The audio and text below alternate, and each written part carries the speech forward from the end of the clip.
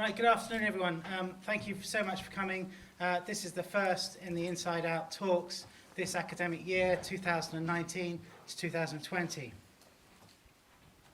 Who is Pascal Flavien? He makes me think of the sculptural architectural piece by Robert Morris, Box with the Sound of Its Own Making, 1961. From inside an otherwise ordinary 9-inch wooden cube emerged the occasional sounds of hammering, sawing and sanding.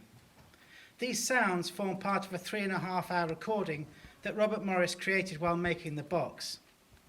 The piece also combines the resulting artwork with the process of art making, transferring the focus from one to the other. Fittingly, the first person in New York Morris invited to see the piece was John Cage, whose silent 1952 composition, 4 minutes 33 seconds, is famously composed of the sounds heard in the background while it is being performed. Cage was reportedly transfixed by Box with the Sound of Its Own Making. As Morris later recalled, when Cage came, I turned it on, and he wouldn't listen to me. He sat and listened to it for 3 hours, and that was really impressive to me. He just sat there. Flavien also reminds me of the performance practice of Bruce Nauman. Once I had taken a group of students to see a Bruce Nauman exhibit at the Pompidou Centre in Paris. One room was completely empty and painted white. I thought to myself, oh, another witty comment on nothingness, emptiness and the void. And then I saw a woman was leant against the wall with her ear pressed to the surface of the clean, painted exhibition board. I entered the room and pressed my ear against another of the walls, and a voice emanating from inside the wall said, "Get out of my mind. Get out of this room. Get out of my mind." Another work in the same exhibit consisted of 4 corridors in a square format. At the end of each corridor was a large TV monitor and a camera. As you walked down the corridor, the camera recorded you, and then after a short delay, replayed an image of you walking down the same corridor on the monitor. It was a bit like the shadow or ghost of yourself was chasing you around the installation. I then saw some of my students running backwards up the corridors. I asked them what on earth they were doing, and they said, "We just wanted to see how big our bottoms were." And the poetry of Georges Perec, brief notes on the art and manner of arranging one's books. Every library answers a twofold need, which is often also a twofold obsession, that of conserving certain objects, books, and that of organizing them in certain ways. One of my friends one day had the idea of stopping his library at 361 books. The plan was as follows: having attained by addition or subtraction and starting from a given number n of books, the number k equals 361, deemed as corresponding to a library, if not an ideal, then at least a sufficient library, he would undertake to acquire on a permanent basis a new book, X, only after having eliminated, by giving away, throwing out, selling, or any other appropriate means, an old book, Z, so that the total number k of works should remain constant and equal to 361. K plus x is greater than 361, which is greater than k minus z. I don't know who this Pascal Flavien is, but he seems to combine the brilliance of Robert Morris, Bruce Nauman, and Georges Perec in a practice that effortlessly slides between architecture, sculpture, performance, and poetry. Unfold, folding, unfolding, inside, outside, breathe in, breathe out. We are in for a real treat today. Please join me in extending a very warm Yorkshire welcome to the artist Pascal Flavien.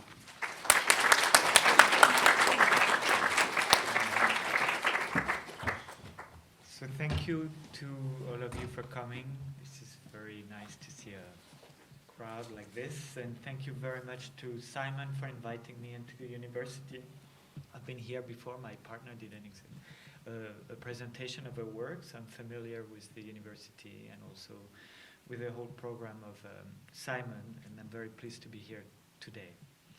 So I will start with a couple of questions and for the work. So is this just now okay?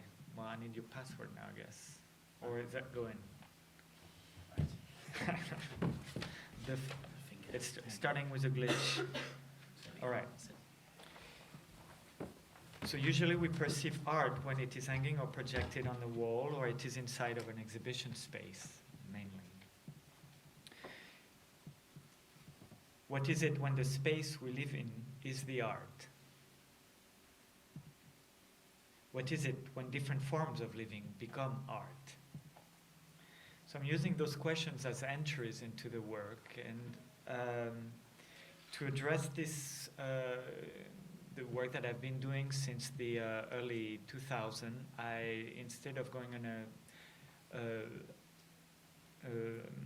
time order, I decided to make specific entries with three themes: fiction, performance, and speaking. They are not very representative necessarily, but they have the quality of offering an approach, a possible approach to enter those different works, and they can be cut differently.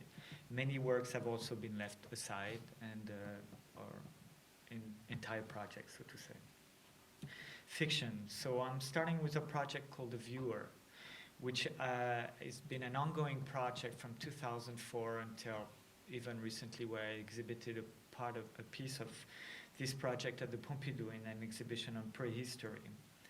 The premises of the project were, as an architect or as an artist, if you would think of making a house, but not by planning a function of this house, or not by making a plan or a floor plan, but instead make a series of drawing of dinosaur and prehistoric times and see how the shape would evolve inside this parameter and become something different in the presence of dinosaurs, so a fictive background, so to say. So here is a series of drawings that were done, about 200 of them, a little more, between 2004 and 2016.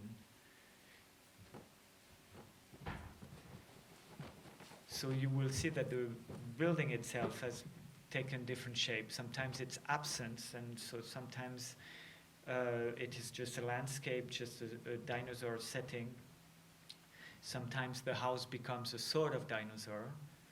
So it was a way also for me also to ask question whether conscious, to be present to the building, is part of the architecture or not, whether conscious can be part of the process, or unconscious, of loss of memory or recovering, archaeology, etc. This view, for instance, I try to imagine if I were to make like when you make an archaeological cut into the land, you don't necessarily stop in front of the building. You may be in the middle of the building. Well, if I try to view in retrospect or imagine in the past what would have been that situation, and if the moment I draw and I cut exactly in the middle of the building and in the middle of the dinosaur, losing both of them. So this is kind of a retrospective science fiction project, out of which this building, The Viewer, which as the viewer on the computer screen is the thing that it's a window by which you're looking at a program, but it's also the thing that views. So it's both active and passive in its act of viewing. And I also, another aspect is I thought, what if this building would actually exist on different sizes instead of only one size? The middle size has been realized in Brazil. The small size has been realized in Switzerland and recently exhibited at the Pompidou. The big size has not been yet made. This is a location that I found in Rio through a friend of mine, where on a lot of the drawing had been also influenced by the time I spent in Brazil, quite a lot of it in Rio more specifically, and in this piece of land you could not see civilization very much. You were caught up between the mountains, the tropical forest, laguna, and the ocean. So this is The Viewer as it was built in Rio. This is a publication that was done along the project, and I also started this publishing house called Devonian Press, starting with the dinosaur drawings. This is a piece in Basel.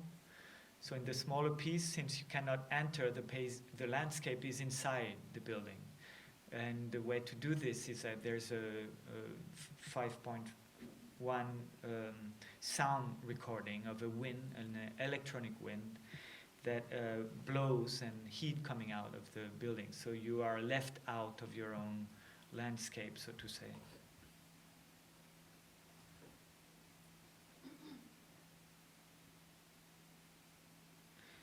So this building was done, it lasted for standing for a few years, then I let it rot and fall on itself. I also went there, lived inside, worked inside, wrote a book inside. It was also on top of a cliff, so it looked like a beacon from the Laguna. And at night, the light would also come from inside, from inside those heads. So when you were inside the house, you had always the light coming from electrical at night, coming from the heads, or the daylight coming through the same path.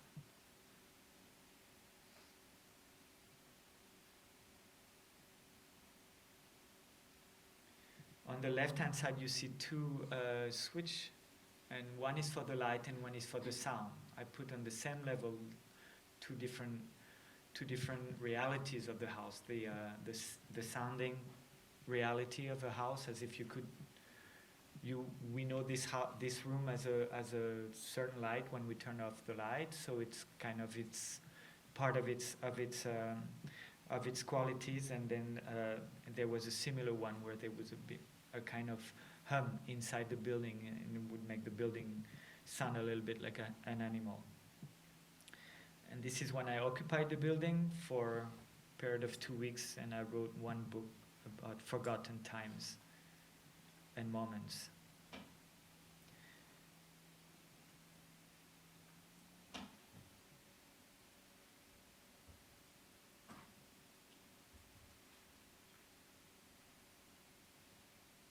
And this is recently at the Pompidou, hanging with some drawings.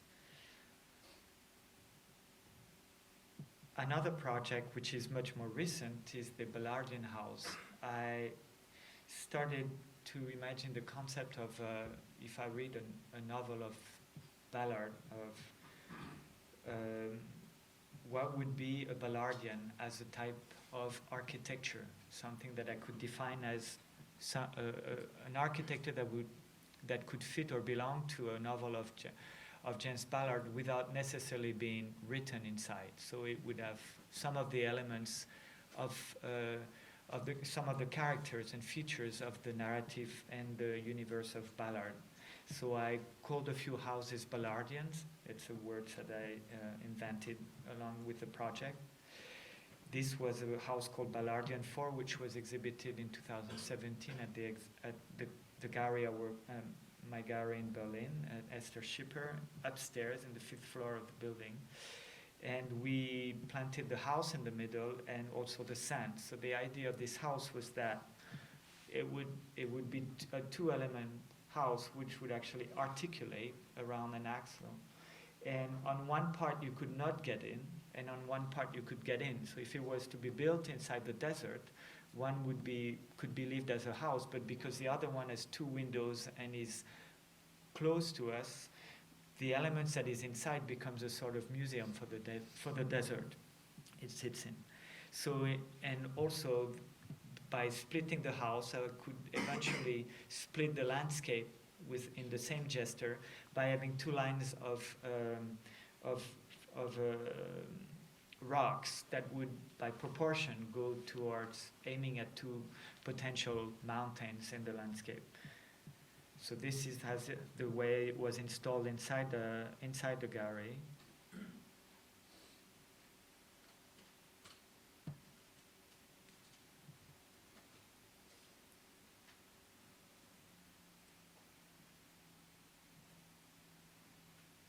So we covered the whole gallery with sand.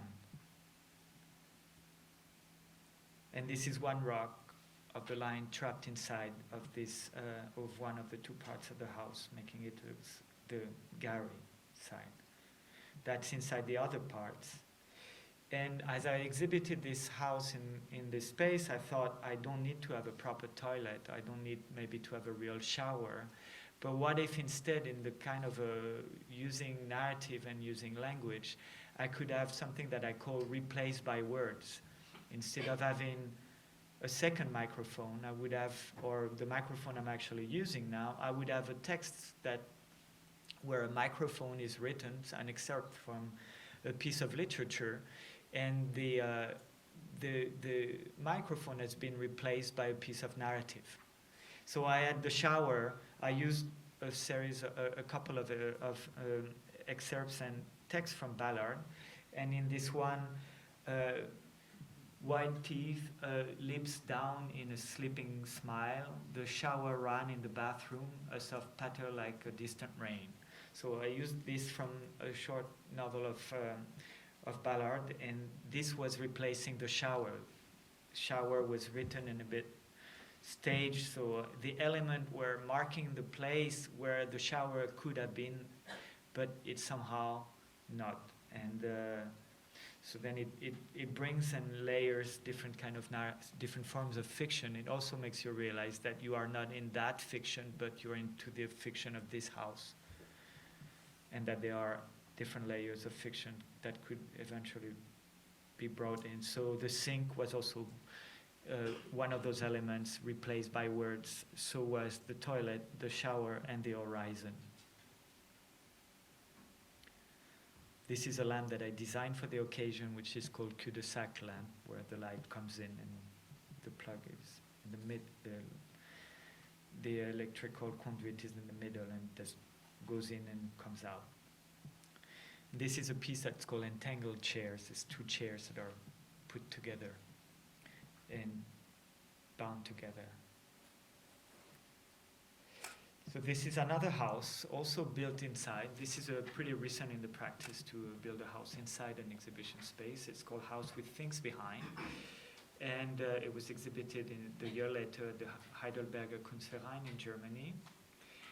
And it was first presented in this form in the gallery in Berlin. And I made a series of small houses that I called short story houses. And I imagined that very much like a short story for a writer, a small model would be a similar scenario, a scenario that has not been brought to full scale. So for each of those models that were standing on a shelf, I published a book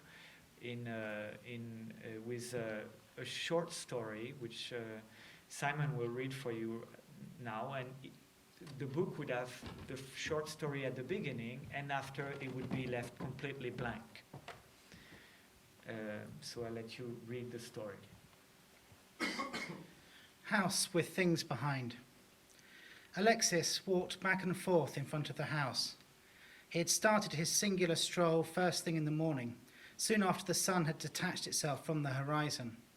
His comings and goings were only ever interrupted by brief pauses, during which he swiftly disappeared into the house, leaving the facade to absorb the beneficial daylight on its own. He then rapidly re-emerged with a softened face and resumed his walk. He came to an abrupt stop at noon, holding himself vertically like a clock hand in front of the main entrance, gazing out with an inquisitive eye, his back to the facade. He held this pause for a few long minutes, alternating between a satisfied smile and slight contractions of his features that attested to the peaceful inner rapture. A din could be heard coming from behind the wall. The noise lasted for as long as Alexis paid attention to it. He blinked his eyes, then planted himself anew in front of the entrance, inflating his chest and tightening his fists against his hips so as to compose two proud triangles on either side of his torso. On the other side of the house's high walls, Baku, Alex's friend, was filling the open concave space of the building. He was stacking various varied scraps of unvarying types, steel wool, large scraps of leather from the neighbouring factory, lengths of boat yarn taken from coloured bobbins, pieces of foam on which work had been started or left unfinished. Baku stacked these materials without disavowing them. Most of them were actually new and untouched. Though he was predominantly concerned with piling them up, he also occasionally extracted certain objects. This other type of gesture required skill, as well as an increased attentiveness and care, for it often happened that the piece in question was stuck, and that its extraction could either potentially disrupt a delicate balance or encounter the resistance of a rough neighbouring surface. But more often than not, the objects he targeted lay on top, their presence having raised a doubt as soon as he had set them down. Their removal was decided in the minutes that followed their arrival on the pile, and they then followed the opposite path either back to the factory or to another stack. This small heap of things had its own self-regulation, and though the balance of additions and subtractions was largely positive, the mound occasionally and rather mysteriously diminished. Baku saw this both as a justification of his labours, which for him consisted in re-establishing an equilibrium whose amplitudes of volume were quite variable, and as an opportunity to imagine that he was finding his place within a flux that surpassed him and that consisted both in making things circulate and in filling up other piles. If Alexis and Baku were not unaware of one another's presence, they feigned their own solitude and methodically avoided any fortuitous encounters. Alexis concentrated on living in the house, while Baku was content with managing the mound in the liveliest manner possible. What happened in the back of the building did not interest Alexis, who had decided that he would only take care of the space in front of the facade, and that he would access the heap only by means of his own entries. From this standpoint, he understood that the pile was a consolidation of his interior space, which remained open. It also marked the acceptance of a certain letting go. Thank you, Simon. So this was the short story that had been written as a scenario also of this space, but as a continuation of this space. But the same way the house itself is a narrative and a scenario for potential things to happen. Also a way of making an aesthetic form of life that is not necessarily how do I live there in the sense of needing a bed, etc., but how to confront this life with other forms of potentials or possibilities. So this is the house as it was built much later into the exhibition. So it was, again, this facade, which was the division between a movement of going back and forth around the facade and the piling movement in the back. So I created a huge pile, and I had somebody who lived in the house. His name was Felix. He was the inhabitant of the house with things behind. He lived there for about a week, and then later on met the public to invite them for tea and describe how he's been living in this house for that week.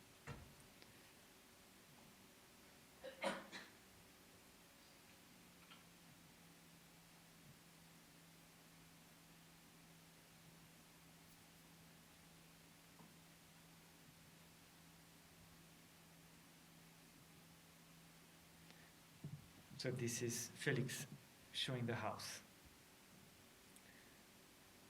But what was interesting there for me was to shift as having him as an inhabitant. It's a sort of art format, so to say, where he could talk about the house not as an art object anymore, but as something that he referred to in his own life. How things were placed, what did I do here, how did I feel there, how was that a discomfort, or how was that a comfortable situation, and so on.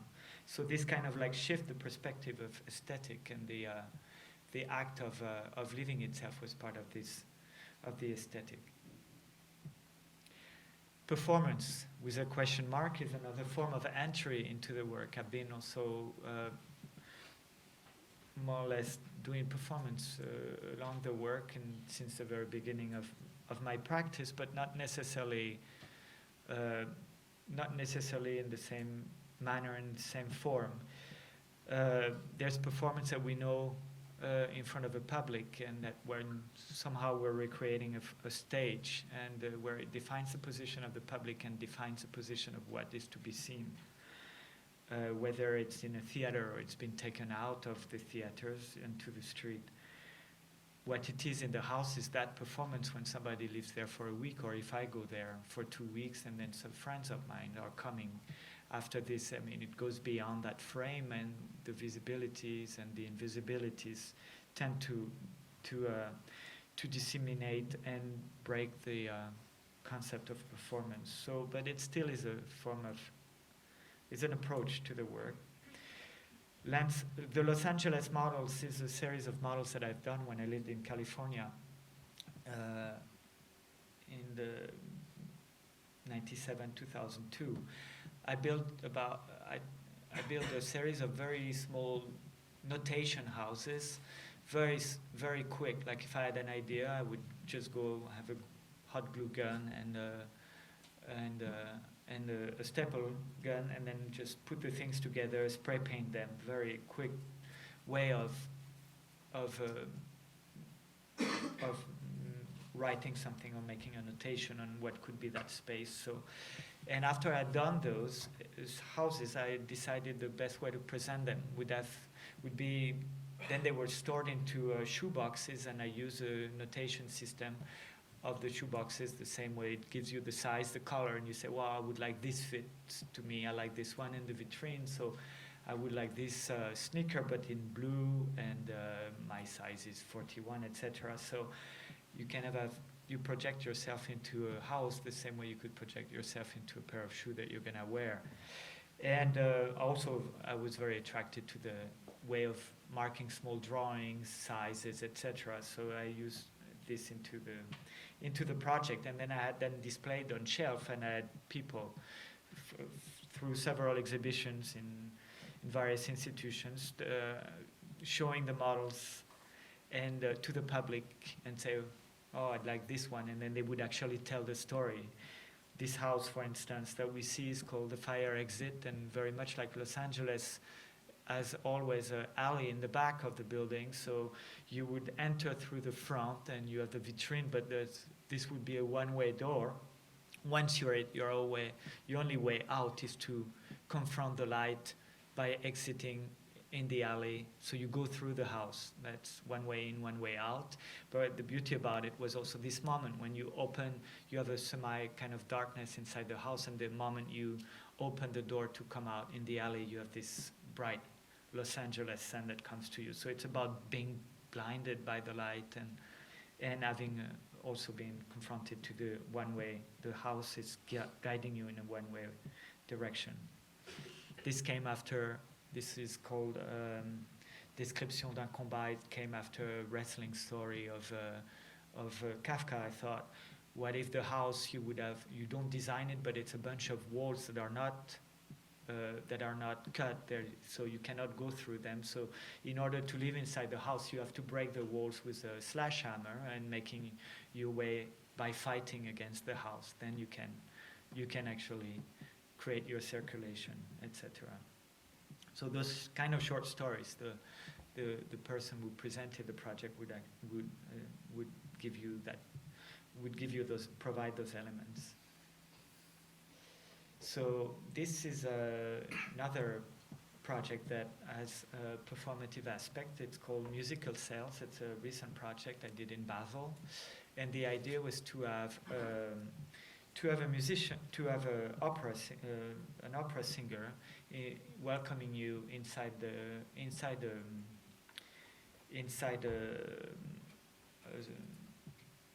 a real estate agency. So it's a very known German-Swiss real estate agency, Engel and Volker. And so I add, so I will play a little bit of it, and then I can just talk to you again.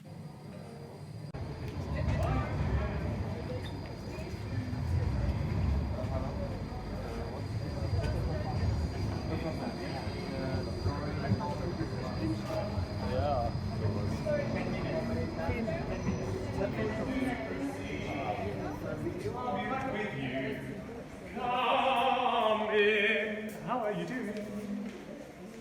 Please follow me, shall we? Let me show you. Come in, please.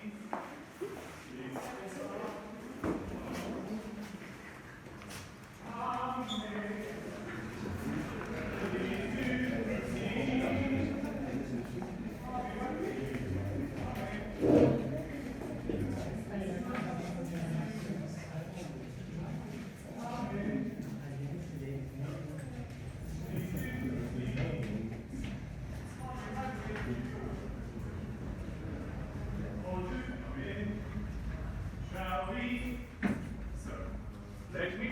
you.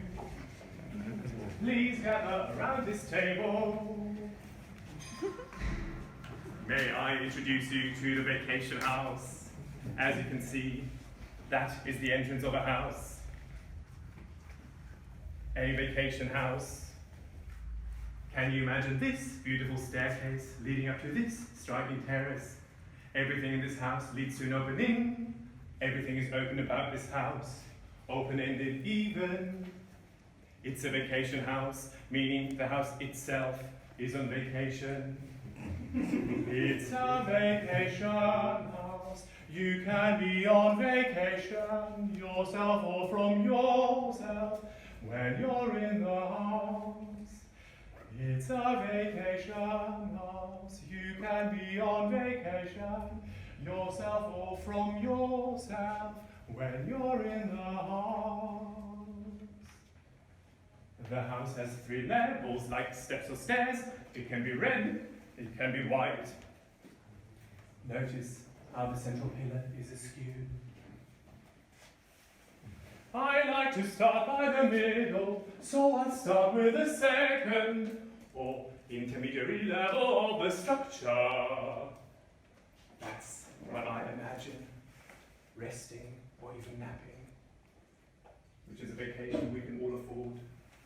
All it requires is closing your eyes and you're gone. You're elsewhere, resting. There are no windows in that middle space here, but there are window panes on that lower level in this corner here.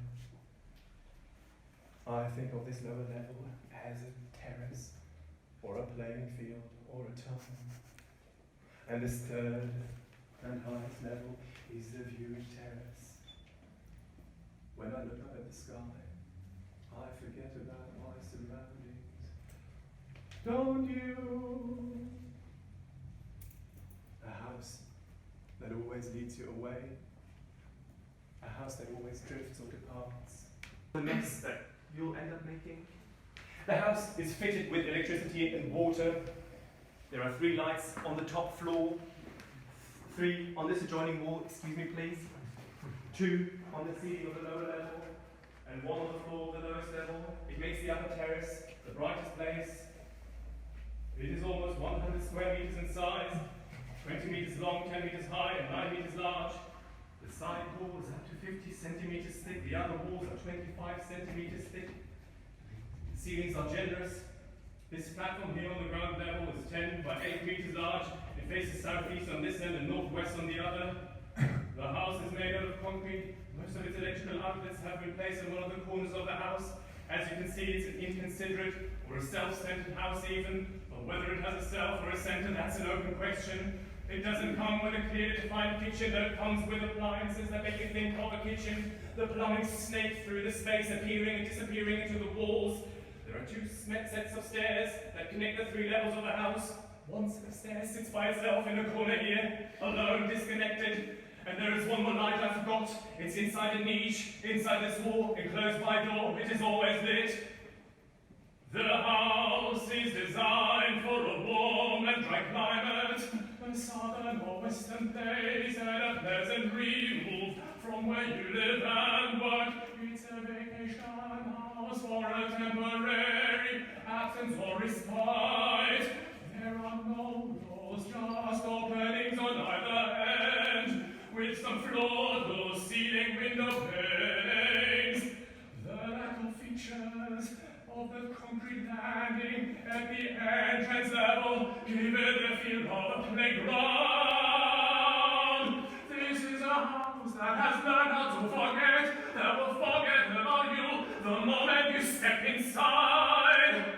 Have you ever taken leave of the situation, an expectation? I don't mean living in it, that is up to you. I mean the house itself. It feels like it has taken leave of certain expectations. A house for an outside, a house you step in and out of, like the door it doesn't have. This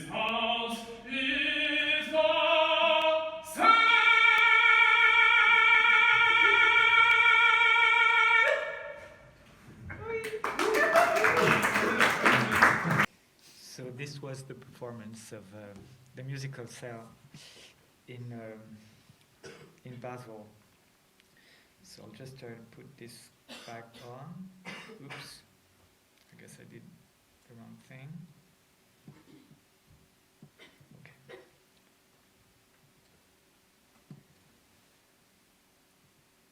So I also put my houses in replacing the vitrines, housing the notation sheets on the vitrine of the store. So another house concerned with performance in a very different way is dancers sleeping inside a building. A title based on dancers walking on the side of a building. A piece by Trisha Brown that she did in the early 70s when a dancer walks down a building. What I found interesting there was to imagine was the direct relationship between the act of dancing and the building. And so I've been invited for a biennial where I could also collaborate with the Musée de la Danse of Boris Charmatz in Brittany, in France. And I was interested in dancers, not in the way that what they're going to perform necessarily, but the fact that they have been built by their own practice in terms of body, in terms of diet, in terms of how they sit in the floor, differently than you or differently than me. And so I wanted to make a house where this part of themselves would be more put into light or into the dark. So I invited the dancers to come and sleep in the house. If a dancer moves from one bed to another bed, or goes from the sink to the bed, or to the bed to the shower, is that a moment of dancing when the dancer is alone? That's the question mark of the project, and I didn't try to answer it specifically, but to isolate that possibility, which is at the same time a way of isolating a moment that is not necessarily visible. So the house is a form of blinding again, where the blinds outside are also covering the windows or covering the wall. Not much light comes in. If you see the house, not much is seen, but the title indicates that there's something that can be imagined. And that image is the image that I was most interested in. So about 13 dancers or 14 dancers slept in this house 6 days a week, each individually at a time, for the whole length of the biennial, so which was a lot of time, and they were inside the house, as you can see here, 3 beds, 1 shower, 2 fridges, so they could actually move from one place to the next. Sometimes they came for 1 week consecutively, or 2 weeks in a row, or 1 day, or different kind of time frame, but according to their own plan. But and this was the upper floor and the downstairs. So it was very much interesting to see it in the night, or to imagine what happens there, but you could see the setting in the day. So they could also meet the public during the day, but that was not such the important moments.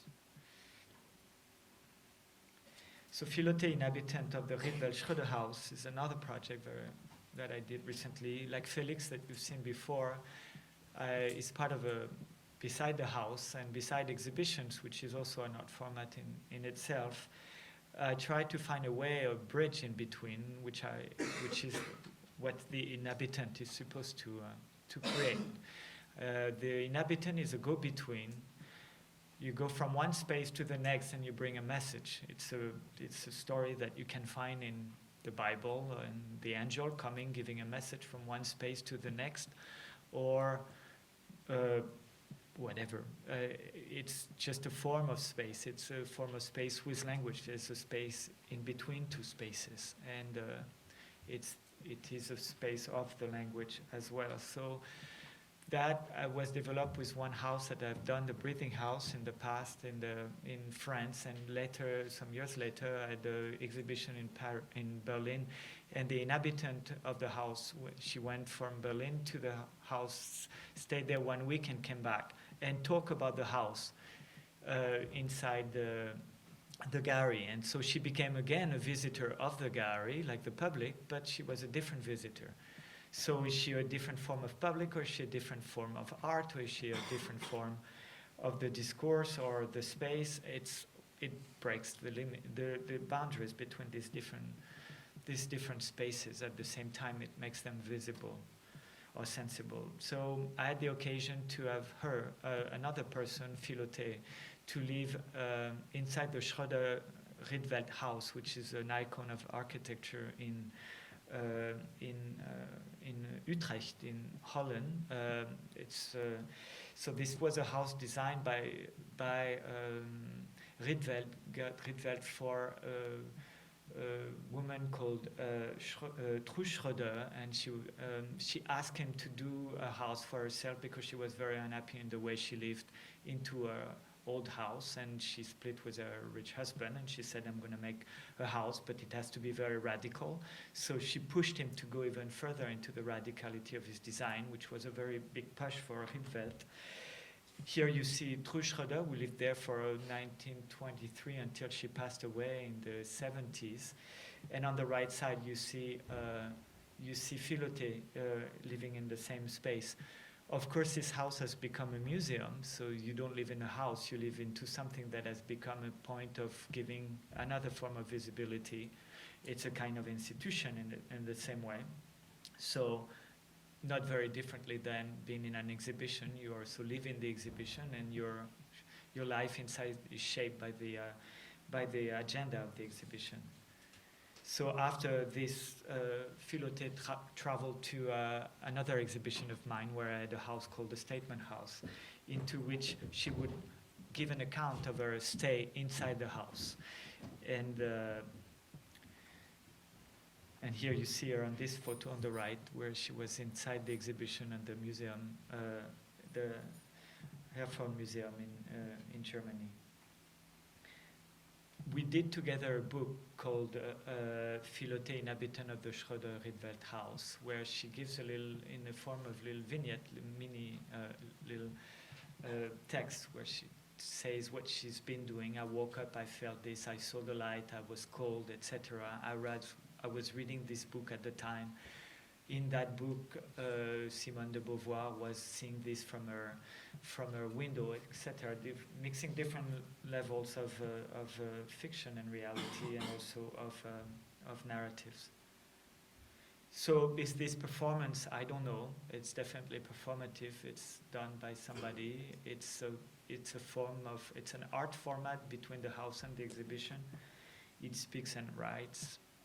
She speaks and writes, or he can speak in the case of Felix. No Drama House is a project that's much older than this, came after The Viewer. The house was designed with the intention that if you think of design as something that tries to solve the problem of a problem, like I have 3 kids, I need 3 bedrooms, and I need a big house, can you do this for me? Or I have only 1 arm, so you need to make me this staircase that works this way. Well, that's solving problems, but what if the house doesn't want to solve any problems? What if the problems are more important than the solution to themselves? And what if actually, instead of having 1 problem, I try to imagine many problems and make a list of problems? The house is too narrow, it's sitting on the driveway, I forgot to the staircase have been forgotten, the electricity outlet is only downstairs. So every time in that kind of situation, very much like in the short movie of Buster Keaton, A Week, if you actually were a couple get married and get a house in a do-it-yourself house with a plan in different crates and A, B, C, D, etc. until the end of the alphabet, and how you build your house. But it was to think without all this nice plan, this nice planning, this nice order of things, was to be thought without the presence of the former boyfriend who came in the night and changed the letters sequence. It ended up by making a very strange house full of problems, but if there was no problem, there would be no film. So that's a moment where maybe listing problems and putting things together and not solving them is a moment where it gives you the possibility of making art. So, but very much also like in the film of Buster Keaton, it has to do with changing the sequence of the terms and changing. This is also a form of writing. So there was in this project no drama house, a form of writing by constantly reordering the furnitures. This is a book that I published in the same publishing house of Devonian Press, where it's about the different and various scenarios and problematic scenarios of the house. I don't know if they are readable here. So those were potential scenarios, and they're very subjective. If you would make your own house, I'm sure everybody has his own or her own problems to list. Those were different orders, disorders, chaos, plans of what could be done or not done. Like here, the rope had been installed on this house, but on the real house had forgotten to put the rope. Nobody knew where it was. So this is the downstairs. This is an outlet that I designed with different squares, but only one possibility for plugging. So this house was in Berlin for 3 years, and I invited a lot of people to come, have breakfast in a very informal way, artists and friends. This is the sink, the shallow sink that I designed for the occasion, because I also wanted to design the furnitures, and I did it in the same non-design, non-solving problem, but making new problems.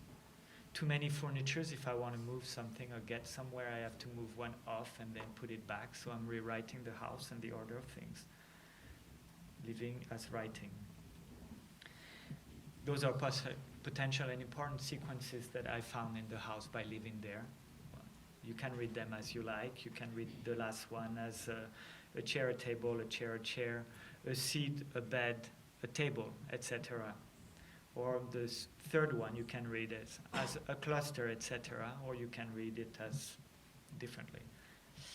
So it's not about the meaning of things, but maybe having no meaning and having no reading, but having a writing. In the course of this project, I developed a way of showing the project with which I called with the format of films called microfilms. And the microfilms were a series of very, very short films, about 70. They were exhibited on the house, projected on the house, and also at the South London Gallery in London. I will just show you 3 of them. So they're very short, and you will just see what it is.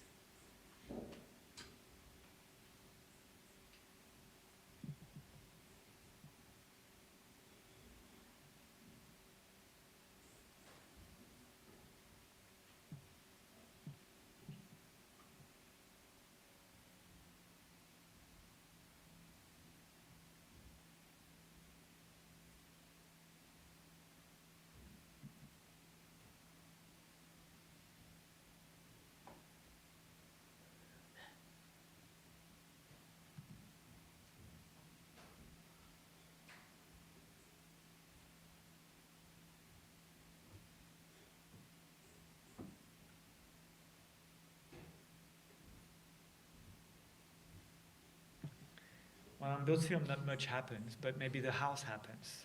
And that's what I was maybe curious about. So this was the way the house was exhibited in Berlin. This was, oops, sorry, I'll leave it, it's not very long.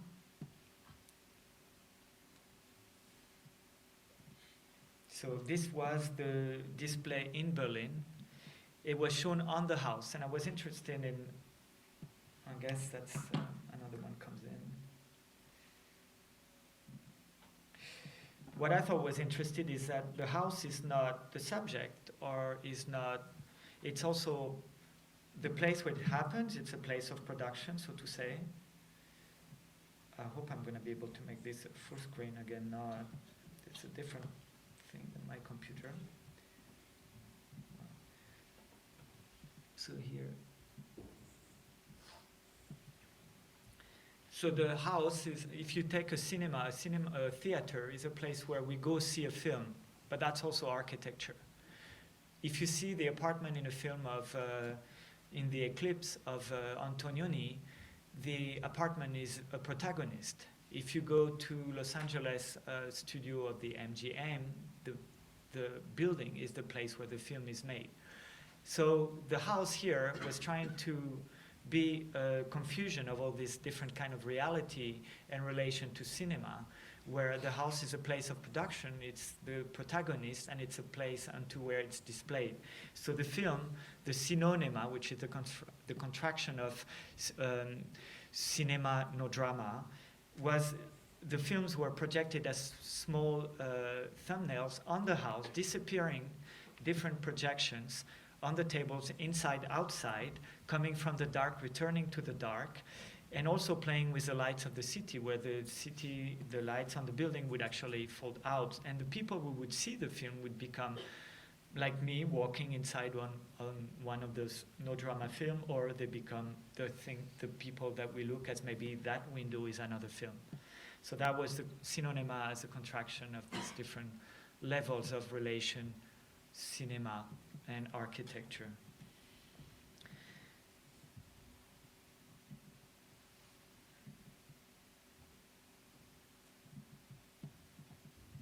So,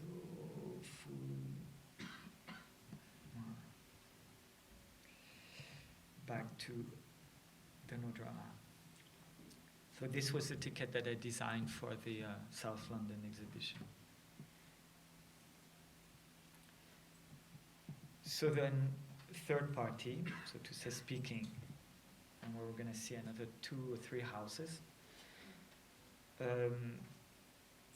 I've been interested in how a house can speak and what it is, not only writing, but if the house can be the stage for an act of speech. So I've been thinking on how that can work and how it then can be made. And Statement House was done the first time at the Royal College of Art in London in 2015. And the idea of this house was if there has been statements made in the contemporary art in the 60s as, well, let's try to define an artwork that says what it is at the same time it's been uttered. And the second was another question, can an artwork say what it is without failing? And I'm more interested in the failing part of it. What if the artwork fails to say what it is, but by failing and repeating what it tries to think to be, maybe it is something. So I made a house where it would be very simple in terms of shape, where, as you can see, this is the plan of the house. But if I make it small and I put it on the wall, it becomes a painting. So if I change the position of where the bathroom is and locate the hole a bit differently onto this form, I change the equilibrium of the painting, and yet I make a different painting. So changing the form of the house, changing my plans, is actually changing the paintings or making the painting a different thing. But the same with the position of where I work, and the same, etc., in the life of this house. So living in the house, moving the things, deciding for a different position is a way to actually articulate the house and make the house say something different. This is as it was. I put outside and at the Royal College, and when I was invited by as part of the final exhibition of the curatorial department, the curators there have to be with their work for the entire time of the exhibition, which was in this case 3 months. So they were there for 3 months daily. I was also interested in having a poet write this house, because if you change the order of how you say this house is yellow, it rains today. But if I change this and I say this house is yellow, it rains yesterday, I'm saying something different, which has an impact of how you perceive the house. So maybe just saying something is also changing the order of things of the house, and so maybe the house is writing or is being written out. So I asked Tan Lin, a poet who actually lives in New York, and because he could not be in the house, I asked him to maybe why don't we do something through Twitter? So we created 2 Twitter accounts, one for the house and one for, so this was, I encourage you to have maybe look at these Twitter accounts, and one for the poet for Tan Lin. So when Tan Lin would actually write something, in the case like, Twitter at the time had 144 signs only. So if you had actually to say something longer, you would have to cut it. So it was a form of editing. And then if he would say something about the house, like give a form of, bring a perfume in the house, which is a kind of assignment, well, we don't care about it. So actually we just take the statement and we print it on a page, put it under the table or under the door. And when you open the door, it cuts the text in two, and that's a form of editing. Or what if we put all the intentions of Tan Lin and then we print them and put them in the trash? And then we rescue them from the trash, another form of editing and writing. So daily the two curators were actually moving things out and inventing scenarios, and there was an iPad inside the house, and people could actually read and follow and take them with them. I could be in Berlin and follow the house live as it was unfolding on Twitter.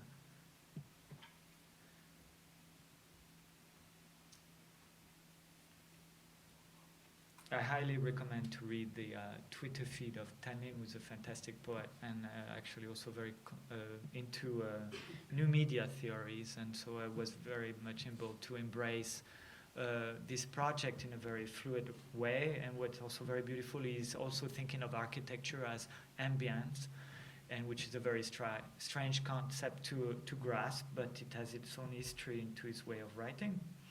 And I thought the confrontation here was interesting. So he also proposed to bring perfume and perfume the house, etc. Were those different actions that took place. So those are some of projects that have been done in the following of this. So the Statement House was also exhibited after in Los Angeles, but this time it was pink, because the plan changed, and it was later exhibited also in green in the museum in Herford in Germany, and also at the Back Art Center in Beirut in Lebanon. So I have only photos here of Los Angeles. In the case of this exhibition in Los Angeles, I invited two script writers from Hollywood to each write on each a Twitter account different scenarios from the house, sometimes bringing the scenarios in the form of Xerox copies, or sometimes writing new stories or which would happen or not happen. And this was an exhibition next to it where some of the plants had been exhibited. So Folding House to be Continued is a permanent project that sits in the museum in Monaco. The idea of this house was that how to intermingle language and architecture, but not to put architecture as a structure and not language as the structure of the building, but maybe try to differentiate them and dissociate them if that is possible, and to put one next to the other. Well, maybe that's not possible, maybe that's stupid, but I like the idea. So I have the house, and then after I have language. So maybe I can create a dynamic between them, and the house would actually speak, unfolding, and create a form of language that is then taken and continued by the person who lives in and talks about it, and then is continuing the house by speaking. So on this little paper here, you see the house, a small diagram of an American house. I forgot the name of the architect at the moment, who actually made a house where the walls is a kind of structuralist deconstruction of the house and a way to integrate language of architecture in a very visible way. And that's his thing, and I thought, let's try something different, or to put language next to it. So here on this diagram, you can also see the house is hard, it's made of concrete, it's a piece of paper that if I make a hole and I unfold it and I fold it back, then I turn out with something. But then that's a hard folding, hard unfolding. Then I have furnitures that come out of the house that's softer and unfold outside the house. Then I have the person who lives in the house and goes outside and speaks to the other person and unfolds the rest of of the house. So the house is seen as a process of continuity between discontinuous elements. This was an exhibition that took place before, where I had some of the house models, which when they sit on the plinth, they looked as model, but when they sit on the wall, stand on the wall, they look like masks.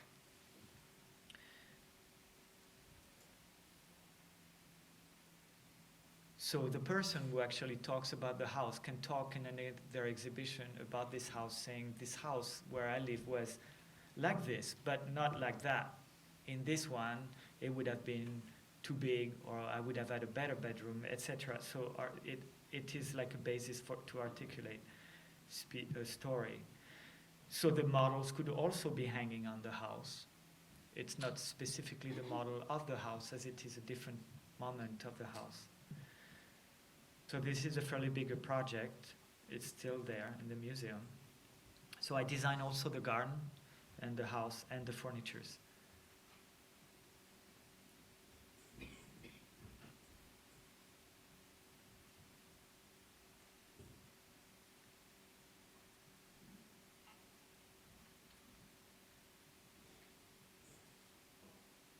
And the sink as well.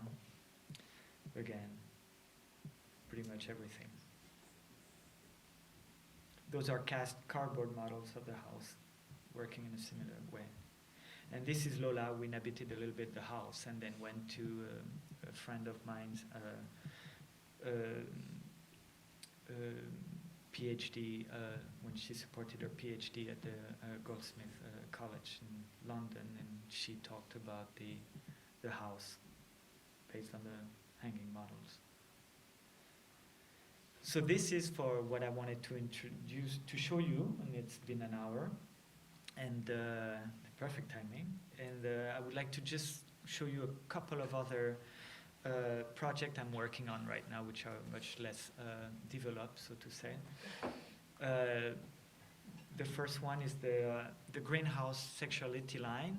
So the greenhouse is a project that sort of exists as a model from very long in my work, that I brought from the past, but it's a very strong structure, so it's a very interesting pattern to use and cross it over with different, with other projects. And so the greenhouse itself, in the case of this one, is just this green part, and that's what comes from before. And the idea with this was, if you stand here and you go there, you're actually pretty much close to here, but you're very far because you have to go back. So it's a long way. So it makes you making that decision of going there a little bit heavier.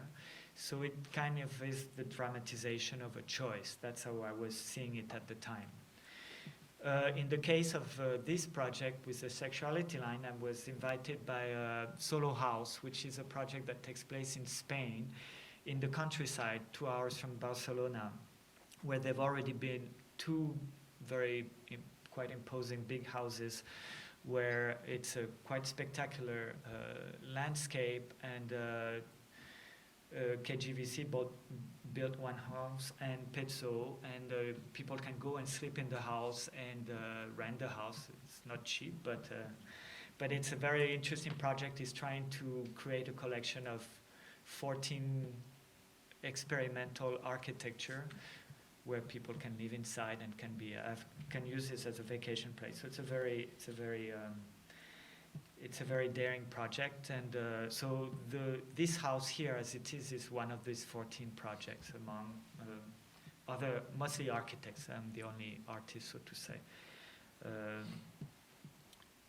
So there's like Ugo Segawa or other international architects. So it's an interesting context for me, since I'm coming from the art.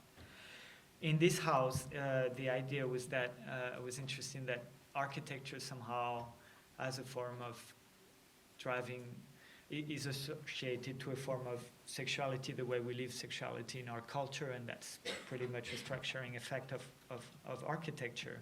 But I thought it would be interesting to try to name and put sexuality into a different way into this house, and having it crossing the house on the two different levels. So there's the greenhouse levels, and then there's kind of a arbitrary star in the lower level, and both are crossed with a line which contains most of the elements related to water in the architecture, including the toilet, the sink, the kitchen sink, or the shower. And there's a go-go shower, for instance. So along this line, instead of thinking of sexuality in terms of partitioning, it's more in terms of continuity, or where do you stand on the line, and whether it's a little bit private or a little bit more visible, with the two lines. There's one line upstairs, one line downstairs there, exactly at the same place.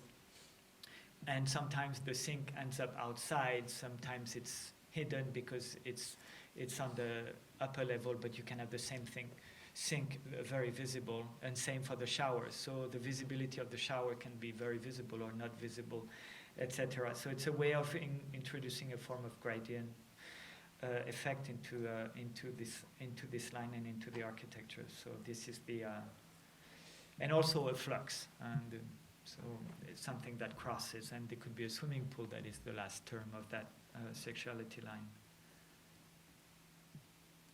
So here you see the go-go shower and the toilet and the sink, etc.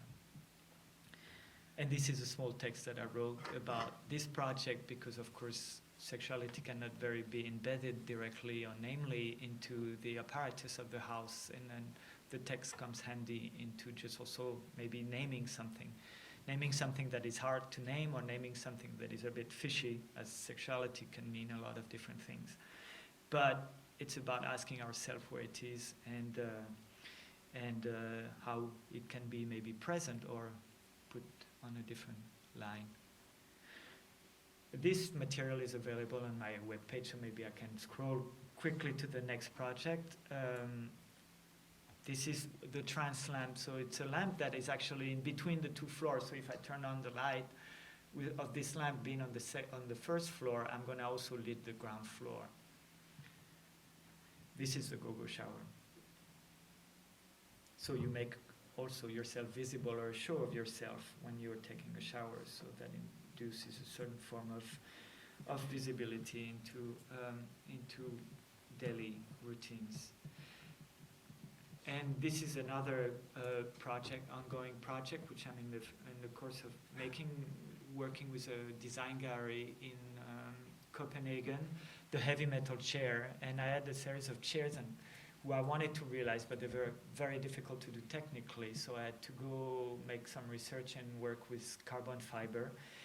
But as I was doing that, I went to a carbon fiber studio, and I thought, these guys are never going to let me work with them, because they're going to think I'm a fool making these chairs. I'm a hipster from the art world, and I was on this outskirt of Berlin, and I was trying to find a way to redirect or change the kind of energy, and finding a way to work together. And I thought, maybe they're listening to heavy metal. Maybe if I have a heavy metal band, to write a song for them against design.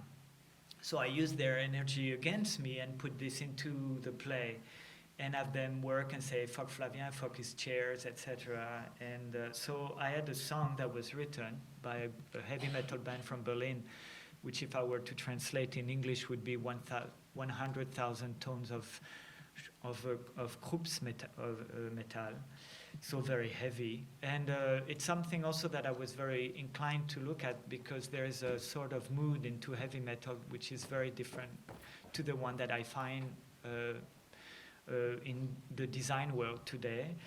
So those are the chairs, and the chairs are very light and heavy. So it was a bit of those two energies, that one is about collapsing, one is about being doomed, and the other is about creating a status for yourself and how they work together. So those chairs are actually 1.5 kilo each, or 1.6. They're extremely light. When you see them, you think they're heavy, because it's not sustainable to use for a mechanical stress, that it could not be built like they look. But actually when you sit on them, it works. So I'm not a very heavy person, but enough for that chair. I put 100 kilo on this chair. And this is the song that I'm going to that I'm gonna play for you. This is the lyrics of Coco. She's Coco Fitterman is a poet, the daughter of Robert Fitterman, who has also been invited by Simon, and of Kim Rosenfeld, who's also a great poet from New York. And I'll have to find a way to play the song. And where did we have this? Here. Maybe I put the sound down, no?